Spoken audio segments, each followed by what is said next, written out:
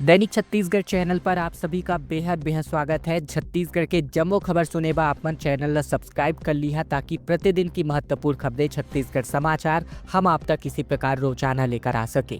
रायपुर में तेज बारिश हो रही है। पांचों संभागों में बारिश को लेकर अलर्ट जारी है। बिलासपुर बस्तर समेत सभी जिले भीग रहे हैं। बिजली गिरने वाली है। साथ ही प्री मानसून बारिश 7 डिग्री तक तापमान को लुढ़का चुका है। बता दें छत्तीसगढ़ में प्री मानसून की एंट्री हो चुकी है, जिसकी वजह से बारिश का माहौल बन रहा है। रायपुर समेत तमाम जिलों में तेज बारिश हो रही है। इसके पहले भिलाई में भी पानी बरसा है। प्रदेश के सभी जिलों में येलो अलर्ट जारी है। रायपुर, बिलासपुर, दुर्ग, बस्तर और सरगुजा संभाग के जिलों में बादल छाए रहने के साथ ही गरज चमक के साथ बौछारें पड़ सकती है। आने वाले दिनों में कुछ इसी प्रकार के आसार हैं। वहीं अगर हम बात करें तो बीते दिन भी दिन भर बादल छाए रहे। सुबह बौछारें पड़ी, जिसकी वजह से दिन का तापमान कम रहा। वहीं प्री मानसून एक्टिविटी के कारण पिछले कुछ दिनों से बारिश हो रही है पूरे प्रदेश में, जिसकी वजह से तापमान में 7 डिग्री तक की गिरावट दर्ज की गई है। छत्तीसगढ़ में अब कोरोना के मामले बढ़ने लगे हैं। 2 नए मरीजों की पुष्टि हो चुकी है बीते दिन। बता दें छत्तीसगढ़ में कोरोना वायरस के संक्रमण के मामले अब एक बार फिर से सामने आने लगे हैं। सोमवार को दुर्ग और रायपुर में कुल मिलाकर 2 नए कोरोना पॉजिटिव मरीज पाए गए। इस प्रकार प्रदेश में अब सक्रिय मरीजों की संख्या 3 हो चुकी है। इसके अलावा बात करें तो रायपुर में लगभग 50 वर्षीय एक महिला में कोरोना संक्रमण की पुष्टि हुई है। ये महिला अवंती विहार इलाके की रहने वाली है। जांच में पाया गया है कि महिला की कोई ट्रैवल हिस्ट्री नहीं है, जिससे संक्रमण का स्रोत अभी तक स्पष्ट नहीं हो पाया है। संक्रमित महिला का इलाज एमएमआई नारायणा अस्पताल में जारी है। दुर्ग जिले में भी एक नया कोरोना संक्रमित मरीज पाया गया है। छत्तीसगढ़ हाई कोर्ट ने ईडब्ल्यूएस आरक्षण पर सख्ती दिखाते हुए राज्य सरकार से सवाल में पूछा कि अभी तक लागू क्यों नहीं हुआ नौकरियों में 10% आरक्षण का प्रावधान। बता दें छत्तीसगढ़ हाई कोर्ट ने आर्थिक रूप से कमजोर सामान्य वर्ग के लोगों के लिए लागू किए गए ईडब्ल्यूएस आरक्षण पर सख्ती दिखाई है। Justice A K. प्रसाद ने राज्य सरकार से पूछा है कि अब तक राज्य की नौकरियों में शैक्षिक संस्थानों में ये आरक्षण लागू क्यों नहीं किया गया है। कोर्ट ने मामले में राज्य सरकार को 4 सप्ताह में जवाब दाखिल करने का निर्देश जारी किया है। वहीं याचिकाकर्ताओं को 2 सप्ताह में रिजॉइंडर प्रस्तुत करने की अनुमति दी है। याचिकाकर्ता पुष्पराज सिंह और अन्य ने अपने एडवोकेट के माध्यम से हाईकोर्ट में याचिका लगाई है, जिसमें कहा गया है कि ईडब्ल्यूएस श्रेणी के लिए आरक्षण अन्य राज्यों में लागू किया गया है और इसके अंतर्गत सार्वजनिक यानी कि सरकारी संस्थाओं में रोजगार में 10% का आरक्षण दिया गया है। कोरबा में मेधावी छात्रों को बड़ा मौका मिला। 150 विद्यार्थी नीट और जेईई की मुफ्त कोचिंग के लिए रायपुर रवाना किए गए हैं। छत्तीसगढ़ में कोरबा जिला प्रशासन ने मेधावी छात्रों के लिए एक महत्वपूर्ण पहल की है, जहां जिले के 150 मेधावी विद्यार्थियों को राजधानी रायपुर स्थित एलन कोचिंग सेंटर में नीट और जेईई की निःशुल्क तैयारी के लिए भेजा गया है। जिला प्रशासन ने विद्यार्थियों की पूरी व्यवस्था करी है, जिसमें शैक्षिक शुल्क, भोजन और आवास भी शामिल हैं। इस पूरे कार्यक्रम का खर्च जिला खनिज संस्थान न्यास मद यानी डीएमएफ से किया जाएगा। बता दें कि कार्यक्रम में मंत्री लखनलाल देवांगन ने विद्यार्थियों को प्रेरित किया। उन्होंने कहा कि संघर्ष करने वालों को सफलता जरूर मिलती है। छत्तीसगढ़ में बसवा राजू समेत 8 नक्सलियों का नारायणपुर में अंतिम संस्कार किया गया। पुलिस ने कहा कि डेड बॉडी सड़ रही थी। मजिस्ट्रेट के आदेश के बाद इसको जलाया गया। बता दें छत्तीसगढ़ के नारायणपुर में बीती शाम को टॉप नक्सल लीडर बसवा राजू का अंतिम संस्कार कर दिया गया। बसवा के साथ ही पुलिस के 8 नक्सलियों का भी संस्कार पुलिस ने किया है अंतिम संस्कार के तौर पर। पुलिस का कहना है कि डेड बॉडी सड़ रही थी, इसीलिए मजिस्ट्रेट के आदेश के बाद जलाया गया। बता दें कि बस्तर के अबूझमाड़ में 21 मई को मुठभेड़ हुई थी। इसमें 10 करोड़ रुपए के इनामी नक्सली बसवा राजू समेत 10 नक्सली मारे गए थे। 27 नक्सली मारे गए थे, जहां 8 नक्सलियों के शवों का पुलिस ने अंतिम संस्कार कर दिया है, जबकि 20 नक्सलियों के शवों को उनके परिजनों को सौंप दिया गया है। नारायणपुर एसपी प्रभात कुमार ने इसकी पुष्टि भी की है। पहली बार एक ऐसा दृश्य दिखा जहां तकरीबन 46 जोड़ों की बारात निकाली गई अंबागढ़ चौकी नगर में। बता दें कि छत्तीसगढ़ के नगर पंचायत अंबागढ़ चौकी के दंतेश्वरी मंदिर प्रांगण में 26 मई को मुख्यमंत्री कन्या विवाह योजना के अंतर्गत 46 जोड़े परिणय सूत्र में बंधे। नगर पंचायत अंबागढ़ चौकी के मुख्य चौक से होकर 46 दूल्हों की बारात कार्यक्रम स्थल तक पहुंची। नगर में पहली बार 46 दूल्हों की एक साथ बारात निकलने पर इसे देख करके पूरे नगर में आकर्षण का केंद्र बना रहा। मुख्यमंत्री कन्या विवाह इसीलिए भी अनूठी और आकर्षण का केंद्र साबित हुई। सामाजिक समरसता, सौहार्द और सादगीपूर्ण भरे माहौल में विवाह संपन्न कराया गया, जहां सभी 46 कन्या और सभी वर एक ही वेशभूषा में नजर आए। ये भी आकर्षण का केंद्र बना रहा। आज के चकाचौंध और दिखावा भरे जीवन में सादगी और शांतिपूर्ण विवाह एक उच्च स्तर के सामाजिक संदेश का कारण बनता नजर आया। एसडीएम के सामने मां गिड़गिड़ाती हुई नजर आई, जहां फूट फूट करके बेटियां रो रही थी। सूरजपुर में अतिक्रमण हटाने की कार्यवाही के दौरान ऐसा मंजर देखने को मिला। बता दें, छत्तीसगढ़ के सूरजपुर में अतिक्रमण पर कार्यवाही करी गई। इस दौरान एक महिला अपनी 5 बेटियों के साथ बाहर निकली और रोने लगी। जब मां रोते रोते जमीन पर बैठ करके गिड़गिड़ाने लगी तो बेटियां भी फूट फूट कर रोने लगी। मामला बसदेई चौक का है, जहां बीते दिन सड़क की जमीन पर बने अवैध मकान और दुकानों को हटाने के लिए टीम पहुंची थी। जिला प्रशासन का बुलडोजर 21 अवैध निर्माणों पर चला और इस दौरान कई प्रभावित परिवारों की आंखें नम हो गई। इस दौरान कुछ स्थानीय नेता भी महिला के समर्थन में आगे आए। उन्होंने प्रशासन से कहा कि इस महिला का कोई नहीं है, घर टूटने के बाद वो कहां जाएगी। इसके बाद जिला प्रशासन ने महिला को 3 दिन का अल्टीमेटम जारी किया। रायपुर के स्पा सेंटरों में पुलिस का छापा पड़ा, जहां 80 से अधिक स्थानों पर पुलिस की टीम पहुंची। कई सेंटर में आपत्तिजनक सामानों की बरामदगी हुई। बता दें, शहर में संचालित स्पा सेंटर में रायपुर पुलिस की टीम ने छापा मारा। पुलिस ने 80 से ज़्यादा सेंटरों में दबिश देकर के सरप्राइज चेकिंग किया।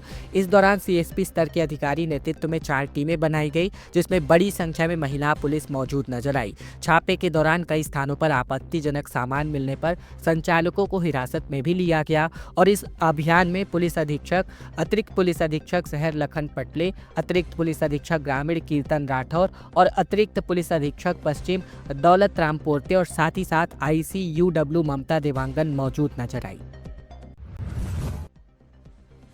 पोस्टमार्टम के लिए भी अब छत्तीसगढ़ में पैसे देने पड़ रहे हैं। हादसे में युवक की मौत के बाद अस्पताल के कर्मचारी ने पीएम के लिए परिजनों से 10,000 रुपए की डिमांड करी। बता दें, छत्तीसगढ़ में खैरागढ़ के सरकारी स्वास्थ्य व्यवस्थाओं की पोल खोलती एक शर्मनाक घटना सामने आई है। सड़क हादसे में घायल युवक की मौत के बाद पोस्टमार्टम से पहले अस्पताल कर्मचारी परिजनों से रिश्वत मांगते नजर आ रहे हैं, जिसका ऑडियो सोशल मीडिया पर वायरल हो रहा है।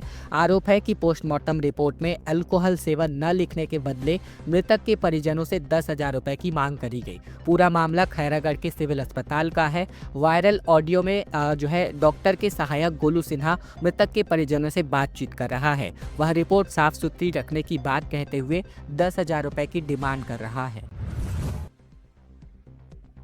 कोरबा के झोराघाट पिकनिक स्पॉट पर पुलिस का छापा पड़ा, जहां उपद्रवी मौके से फरार हो गए। बिना नंबर प्लेट और साइलेंसर वाली तकरीबन 21 बाइकों को जब्त किया गया। छत्तीसगढ़ के कोरबा जिले के झोराघाट पिकनिक स्पॉट पर पुलिस ने एक बड़ी कार्यवाही को अंजाम दिया है। यहां तकरीबन 10,000 से अधिक लोगों की भीड़ जमा हो रही थी। शराब पीकर हंगामा करने और फिर बाइक से उत्पात मचाने की शिकायत मिल रही थी।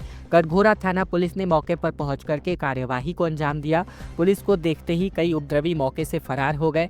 पुलिस ने बिना नंबर प्लेट और साइलेंसर वाली तकरीबन 21 गाड़ियों को जब्त किया है। झोराघाट में कोरबा के अलावा आसपास के जिलों से भी लोग पिकनिक मनाने आते हैं। यहां महिला समूह के द्वारा एक नाका भी बनाया गया है।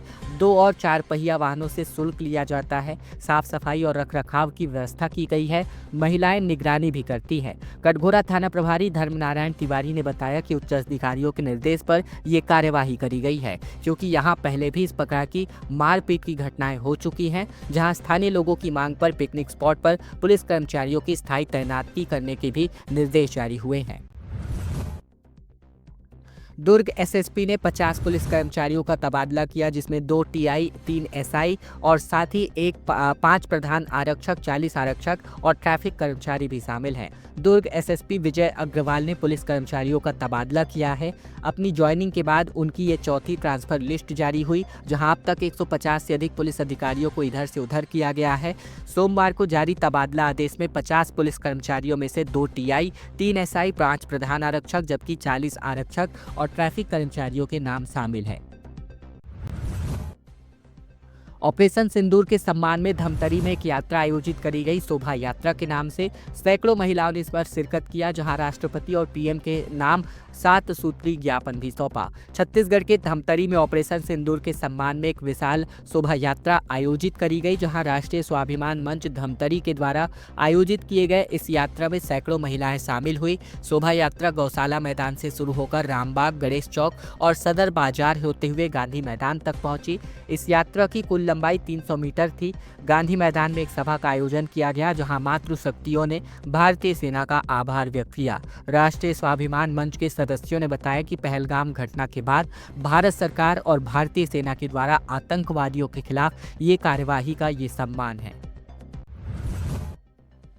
रिंग रोड 1 के पैरेलल अब कैनाल रोड बनने वाली है। भाटा गांव से पचपेड़ी नाका जाने में अब 10 मिनट का समय बच सकता है।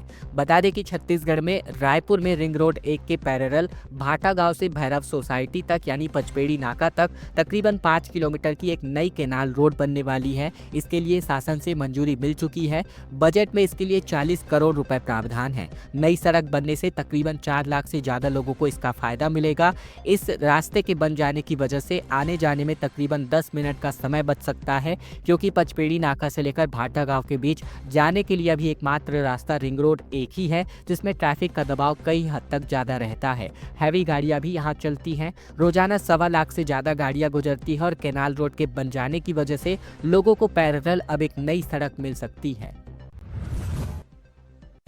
छत्तीसगढ़ में छूरा गांव के चरौदा गांव में तकरीबन 7 से 8 नकाबपोश घुसे व्यापारी परिवार को बंधक बनाया गया, जहां 40 तोला सोना और 3.5 लाख रुपए डकैत वापस अपने साथ ले गए। बता दें गरियाबंद जिले के छूरा के चरौदा गांव में शनिवार रात को 7 से 8 नकाबपोश हथियारबंद डकैत व्यापारी सूर्यकांत अग्रवाल के घर में घुसे। इसके बाद पूरे परिवार को बंधक बना लिया गया। इस दौरान डकैतों ने 40 तोला सोना और 3.5 लाख रुपए नकद लूट ले और अपने साथ भाग ले गए। बता दें कि जानकारी के अनुसार डकैत घर के लोहे की ग्रिल को ताला तोड़ करके अंदर घुसे और व्यापारी के माता पिता और अन्य परिजनों के साथ एक कमरे में इनको तमाम लोगों को बंद कर दिया गया। सूर्यकांत अग्रवाल और उनकी मां के गले पर चाकू अड़ाकर जेवर और साथ ही नकदी की मांग की गई। इसके बाद सभी के हाथ पैर और मुंह को प्लास्टिक टेप से बांध दिया गया।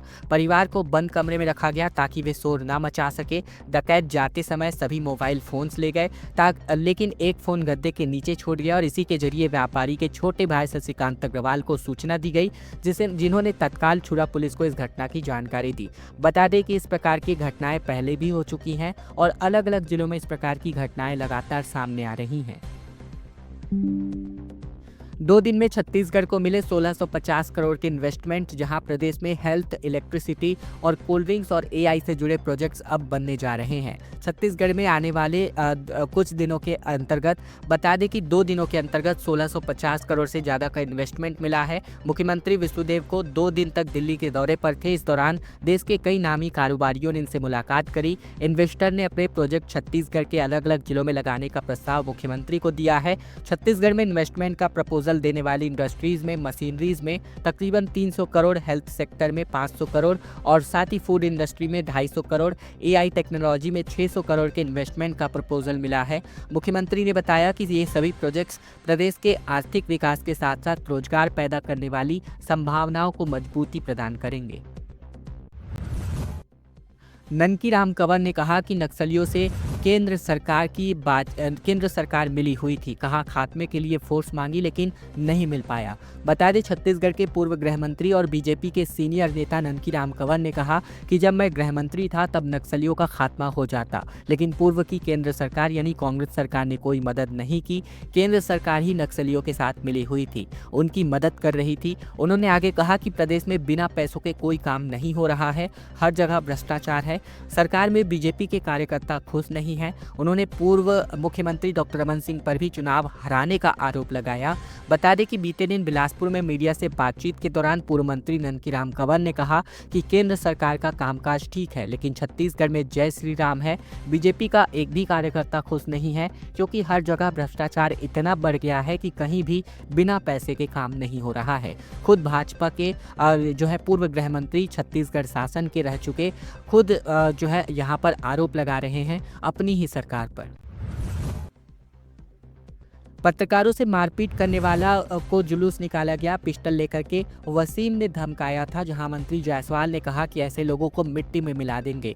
रविवार देर रात अंबेडकर अस्पताल में बाउंसर्स ने मीडिया कर्मचारियों के साथ मारपीट की थी। रिपोर्टर्स रायपुर में हुई चाकूबाजी की घटना की रिपोर्टिंग करने पहुंचे थे और इस दौरान रिपोर्टर्स को बाउंसर्स ने घायल शख्स से बातचीत करने और न्यूज बनाने से रोक दिया। इसके बाद बाउंसर्स पत्रकार से हाथापाई पर उतर आए। इसकी खबर मिलते ही रायपुर के अन्य पत्रकार और प्रेस क्लब के पदाधिकारी अस्पताल पहुंचे। बाउंसर्स ने सभी पत्रकारों के साथ पुलिस के सामने धक्का मुक्की शुरू कर दी। इस मामले में 3 बाउंसर्स को गिरफ्तार किया गया है। पुलिस ने तीनों आरोपियों के आधे सिर को मुंडवाकर जुलूस भी निकाला है। बता दें, प्रदेश के स्वास्थ्य मंत्री श्याम बिहारी जायसवाल ने कहा कि पत्रकारों को धमकाने और व्यवहार करने वाले लोगों को मिट्टी में मिला दिया जाएगा। अस्पताल में अब अधीक्षक डॉक्टर संतोष सोनकर ने मारपीट करने वालों के बाउंसर एजेंसी के खिलाफ कार्यवाही करने का आश्वासन दिया है। भूपेश बघेल ने कहा कि चुनाव आयोग भाजपा का बंधुआ मजदूर बन गया। बालोद में कहा कि ईवीएम गड़बड़ी की जांच नहीं होती, न्यायपालिका भी दबाव में है। बता दें, छत्तीसगढ़ के पूर्व मुख्यमंत्री भूपेश बघेल ने चुनाव आयोग को भाजपा का बंधुआ मजदूर बताया। कांग्रेस की संविधान बचाव रैली के दौरान इन्होंने यह बात कही। भूपेश बघेल ने कहा कि संविधान ने हमें अधिकार संपन्न बनाया है और लोकतंत्र की नींव रखी, लेकिन आज उसे बचाने की जरूरत है। भूपेश बघेल ने कहा कि न्यायपालिका भी आज भी दबाव में है। उनके फैसलों पर भाजपा नेता टिप्पणी करते हैं जिन पर कोई कार्यवाही नहीं होती। ये लोकतंत्र के लिए खतरे का संकेत है। बघेल ने आरोप लगाया कि मोदी सरकार के कार्यकाल में संवैधानिक संस्थाओं को कमजोर किया जा रहा है। शिकायतों के बाद भी अब ईवीएम गड़बड़ी की जांच नहीं होती। खबरों का सिलसिला बस यही तक का था। वीडियो को लाइक कीजिएगा, चैनल पर नए हैं चैनल सब्सक्राइब कर लीजिएगा ताकि प्रतिदिन की खबरें छत्तीसगढ़ समाचार बिना किसी रुकावट रोजाना हम आप तक पहुंचा सके। तो ये चैनल जरूर सब्सक्राइब कीजिएगा।